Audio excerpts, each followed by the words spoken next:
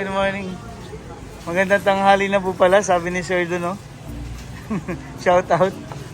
Kaya mamimili po kami ng dadalhin namin sa bundok, sa Kamangyanan. Yung ginawa po natin sa Davao, yung papakita ko po sa inyo, ito po yung ginawa namin sa Davao. Pak! Ito. Mangunguha po kami ng mga dilata at magi. Bali, may mission po kami ngayon. Papuntang bundok din po dito sa Mindoro. Kasama po namin si Sir Paul nung pumunta kami ng Davao. Saan nga yun? Anong... Baguio? Baguio? Baguio, Barangay Baguio. Barangay Baguio sa Davao District. Ayun po. Mamimili na kami. Samahan niyo po kami ngayon. Bali magdadala din po tayo ng maliban po sa iriripak naming bigas mamaya, dadaanan namin dun sa bigasan. So, kumuha rin tayo ng mga noodles tsaka po yung canned goods para po sa akyat natin sa bundok sa Kamangyanan. Kasi ang tribo po dito na pupuntahan namin yung Hanunoo. Bali yung tribo na pinuntahan namin sa Davao, katulad po nito, na nag-mission din kami dun sa Sitio Baguio, Davao District. Ano kayang, naalala mo? Ha? Ubo Manubo. Ha? Ubo Manubo. Hobo? Ubo Manubo. Ubo Manubo po. Kasama natin si Sir Renz. Umuwi dito sa Mindoro para samahan tayong mag-mission. Sama din si Sir Christian. Hello ate. Nasa yung mga kulang pa natin. Ito na, ito na. Ayan, tapos dadaanan na lang po namin yung bigas. Mga bigas na bumili na rin kami ng pang-repack ng bigas. Para pagdating po dun sa Sabang, medyo yun nga, malayo yun. I-repack na po namin dito para pagdating dun, iaabot na lang namin katulad nung ginawa namin sa Davao. Meron tayong guest, si Sir Ransom. Buti na. Kasama natin ngayon ang PBT Mindoro. Yun. Nakasama tayo sa mission ngayon. Siyempre, all around tayo ngayon eh. Di ba tatawid tayo ng ilog? Oo. Tatawid kami ng ilog. Magandang adventure yun dahil... Paano pag malalim? Yun nga po pala, liliwanagin ko. Ulan pa naman ngayon. May bagyo pala, baka tingnan natin kung kaya po bukas. Pero kung may bagyo, baka may landslide doon, hindi tayo matutuloy. Pero ngayong araw, i-repack na po namin ito. Ilang families yung tinulungan natin sa Davao, Sir Renz? Naalala mo? Parang nasa... 35 to 40 families po yung sa Ubo Manubo na tribo doon. Yun yung tumawid kami ng tramline. Papakita ko po sa inyo yung tramline. Ito, yung tramline. Oh, kita nyo po, yan yung tramline. Iayusin na namin sa edit. Kauwi na po kami ng bahay. Bali, sisimulan na namin mag-ayos nito sa target po namin. Dalhin para sa 50 families. So may mga dala din po kami. Yung gamot po para maipimigay natin sa tribo ng Taobuid pala. Hindi po dun sa Hanunoo. Bali, Taobuid po yung aakyatin nating tribo dito sa Mindoro. Pero wala naman po tayo dadaang ganung tramline. Ilog ang tatawirin natin. Samahan niyo po kami sa aming mga mission. Katulad po ng mga mission namin, kasama din sina Sir Paul. Namigay kami sa halos 40 families din doon sa Davao, sa Barangay Baguio. Na dumaan kami ng tramline. Ubo Manubo po yung napuntahan namin doon. And yung kinaninita and kay Maylin ay ata Matigsalok. So Matigsalok po yung kanilang tribo.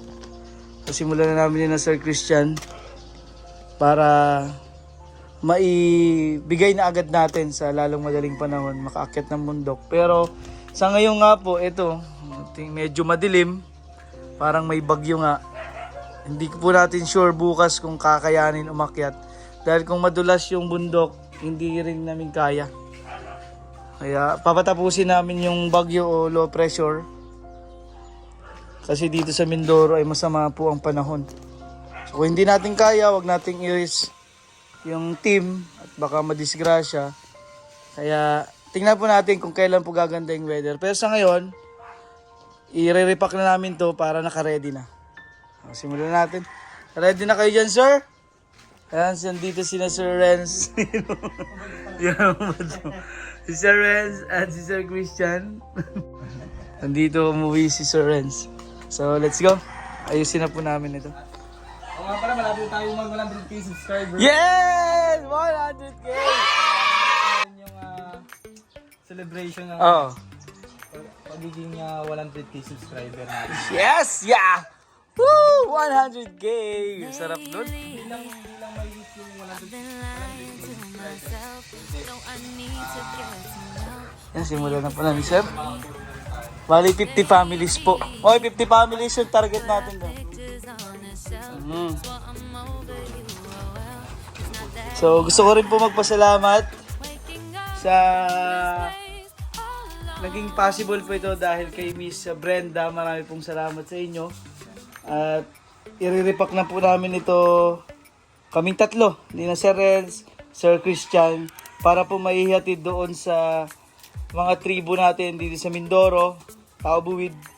So yun, 50 families nga po yung aming target. So simulan na po namin. Samahan nyo kami. And Sir Renz ang ating katulong dito. Dumayo pa, galing Galing Maynila. tumulong pa dito. Oo, ganyan na. Simulan na po namin. Pag nabalot na po ni Sir Christian doon sa kanyang mga bigas, diretso po dito sa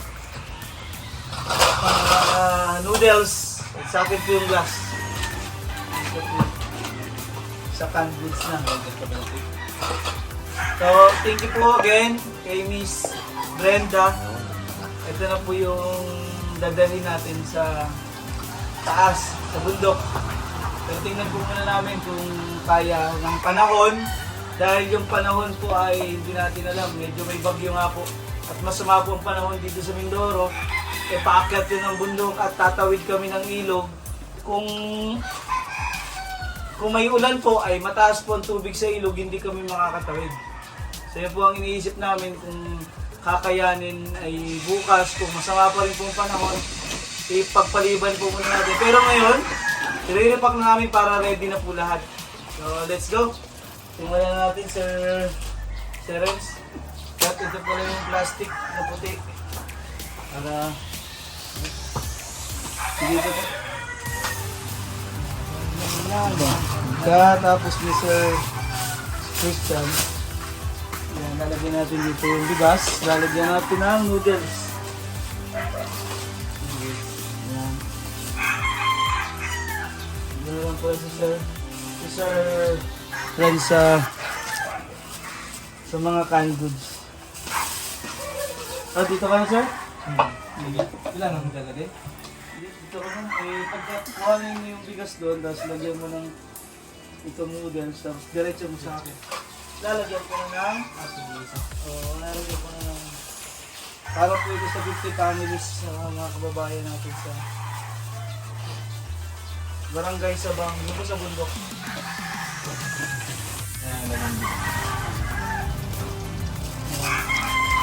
Isa na tayo. Sama lang. Sir Renz, kumusta pala yung mga lakad nyo sa Batangas? Ayun, sir. Kina RJ, Kay na RJ, problema nga lang. may problema ba kina RJ? Oo. Hindi siya nakapag-aral ko ulit eh.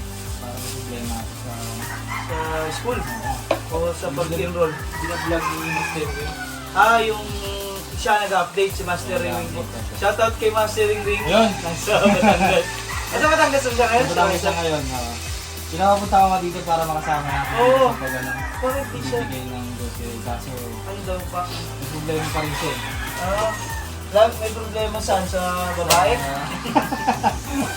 Hindi kasi Sa mga tinutulungan doon? Hindi naayos pa siya kaya hindi rin siya sumama. Ay kay kay Maylin na bahay. Ah, ang pangalan nun? Ate Lenlen. Lenlen, yung Ayun. pinakang... Si Ate Lenlen naman, Ganda ng anong update kay Ate Lenlen doon. Saan yan ano? Saan lugar? sa Tabahin. Tabahin ba? Batangas? Taba. Tabahin? Tabaha. Tabahin o Kalatagan? Tanagan. Tanagan. Tanagan, Kalatagan, Batangas. Tanagan. Kalatagan. Oh, nakakatatlo na kami. Oh.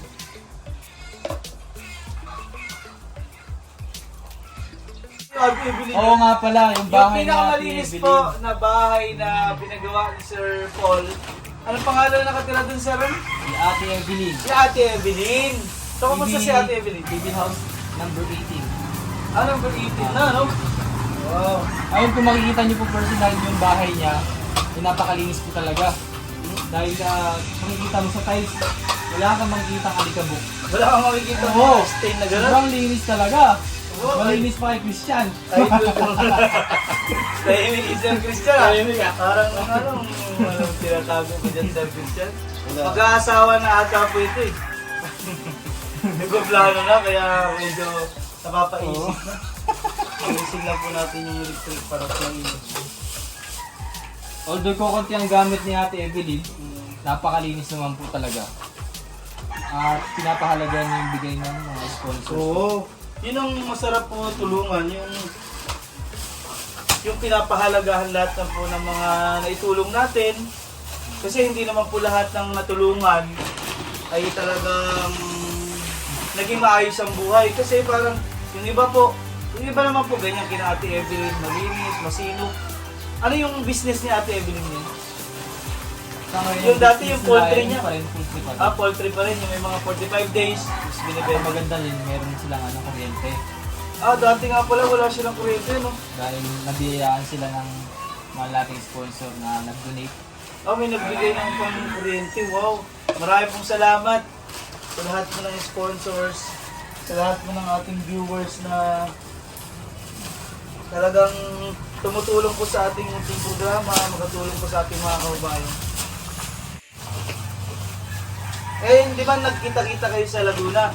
Naisip ko rin about kina Ninita at Mel. Anong kumusta sila sa bahay Ayun.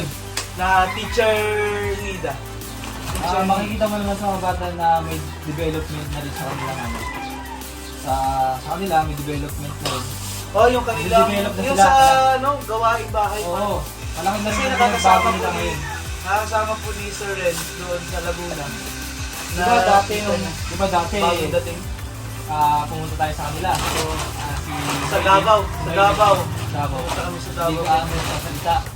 Pero ngayon pag kinakapag natanong mo sa akin na, kasi hindi na sila masyadong nahihiya. Tsaka, pero yung salita, paano? Medyo, pa rin, nahihirapan pa rin sila sa Tagalog. Hihirapan pa rin sa Tagalog. May improvement na. May improvement din sa Tagalog, ano? Mahirap kasi, syempre po, doon sila lumaki sa Davao, Bisaya talaga, sa tribo nila, di ba? Iba rin salita nila. Medyo Oo, malalim iba. pong Bisaya. Kaya pag nandun kami, kinakausap ko namin, kinukulit para makipag-usap din sa ibang tao para masanay Masanay magsalita ng Tagalog, no? Kasi yung pinakamahalaga po sa isang tao ay ang communication. Siyempre kung hindi ka marunong sa... Di ba, nag-apply tayo sa English. Kung hindi ka marunong mag-English, mahihirapan ka makipag-communicate kasi sa mga banyaga. Di ba, siyempre, sa mga trabahong call center, sa mga corporate, kailangan communication po ang pinakamahalaga. At siyempre, skills mo. Pero kung wala kang communication na nahihirapan ka sa lingwahe, mahirap makipag-trabaho. O yun nga, kanilang pag-aaral. Kasi halos, Tagalog kasi di ba, yung sa Maynila, sa Muntinlupa. No? O Maynila, part ko ng Maynila yung Muntinlupa. May mahirap kung hindi sila marunong mag-Tagalog.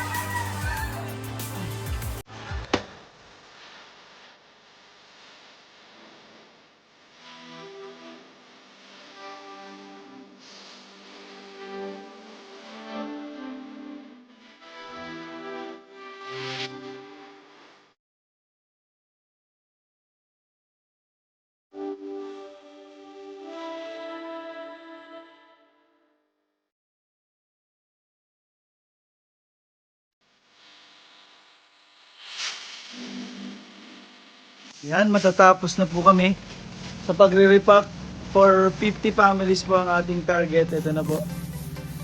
Yan. Tapos na, konti na lang yung mga ilalagay natin sa plastic. Ito na po yung sama-sama. Yan. Lalagay namin ito sa sako kasi nakamotor lang kami pupunta po doon. Pabundo kasi yun, mahirap magdala ng sakyan at may tawid ilog po. So maraming salamat po. Gusto ko magpasalamat kay Miss Brenda sa inyo pong pagmamahal, lalo-lalo sa ating mga katutubong mangyan na tao buwid. Ayun. Kaya sana makasama din si Sir Renz doon dahil hindi ko alam kung pwede na po bukas ngayon. Umuulan na naman ngayong hapon na yan. Umuulan po. So mahirap kasi paakyat yun ang bundok. Alam natin na pag umulan, basa po yung daanan, maputik, ay paakyat po yun at baka tumaas ang tubig sa ilog. So, yun po ang mga iisipin natin bago tayo umakyat doon. Tingnan muna natin yung panahon. So, maraming salamat po ulit sa lahat po ng ating mga sponsors, sa lahat po ng mga tumulong sa atin. Lalong-lalo na po kay Miss Brenda. Maraming salamat po.